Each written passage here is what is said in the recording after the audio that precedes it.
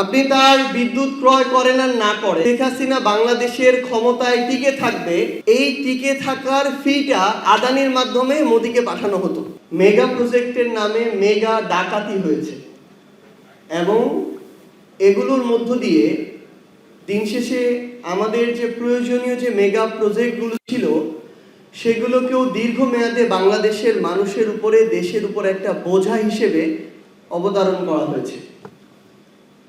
ঘটনা 2, আমরা আদানি নিয়ে একটা বিশাল আলোচনা আমরা দেখেছি কিছুদিন আগে, কয়েক বছর আগে, যাকে নরেন্দ্র মোদীর কেশিয়ার বলা হয়। তো আমরা দেখলাম যে আদানির সাথে বাংলাদেশের একটা চুক্তি হলো।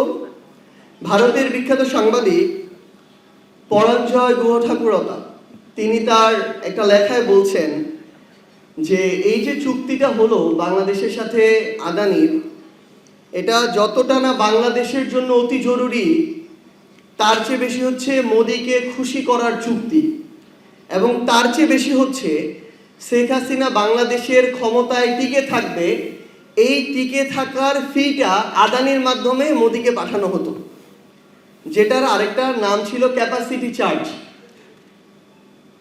আপনি তার বিদ্যুৎ ক্রয় করেন আর না করেন, প্রতি বছর আপনাকে $450 মিলিয়ন তাকে আপনার ক্যাপাসিটি চার্জ দিতে হতো।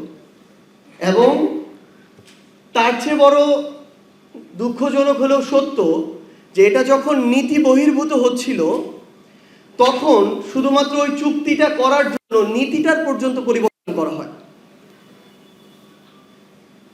এইভাবে ক্ষমতায় টিকে থাকার জন্য ঠিকাদারদেরকে, যারা ক্ষমতায় টিকে রাখে, তাদেরকে চার্জ দেওয়া হয়েছে।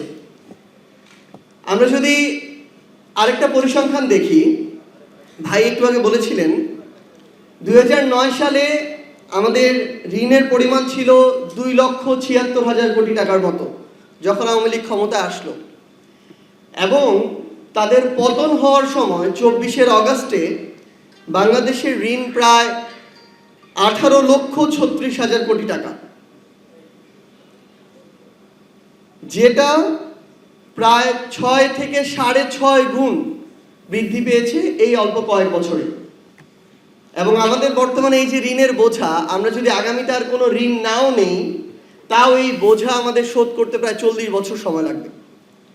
এবং বাংলাদেশে একটা সদ্য জন্ম নেওয়া শিশু, তার মাথায়ও প্রায় 1.5 লক্ষ টাকার ঋণ চাপিয়ে দেওয়া হয়েছে।